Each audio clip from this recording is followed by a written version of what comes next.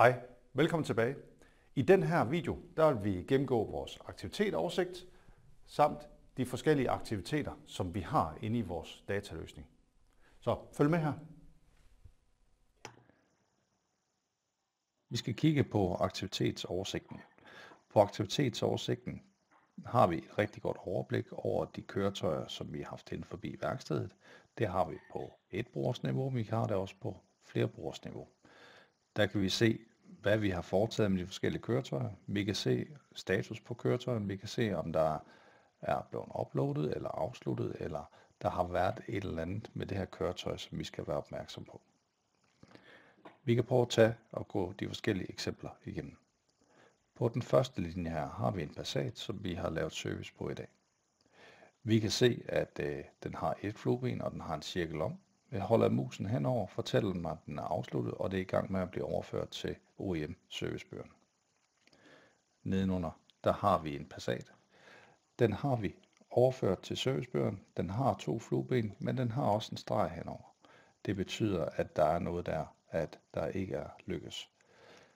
Vi kan holde musen henover, og så kan vi læse, at den er afsluttet, og køretøjet har ingen OEM servicebog, så derfor blev det ikke overført. Vi kan gå herop, og så kan vi filtrere. Så kan vi sige, at vi kun vil se afsluttet. Så har vi en her, en Polestar, som blot er blevet afsluttet, men ikke overført, i og med at Polestar ikke har en OEM servicebog. Vi har en hernede, som er orange. Den har en flueben og et udråbstegn i.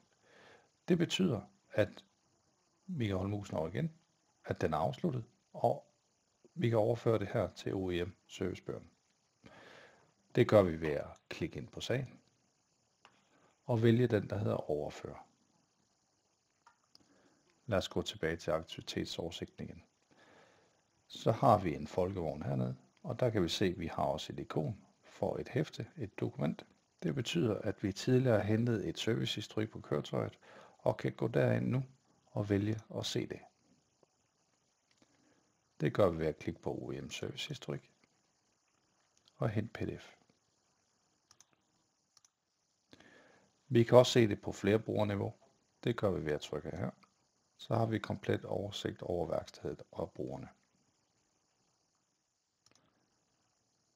Vi kan i aktivitetsoversigten også gå via nogle direkte link til vores datasøgning eller eksterne data, hvis vi vil gå til den gamle løsning.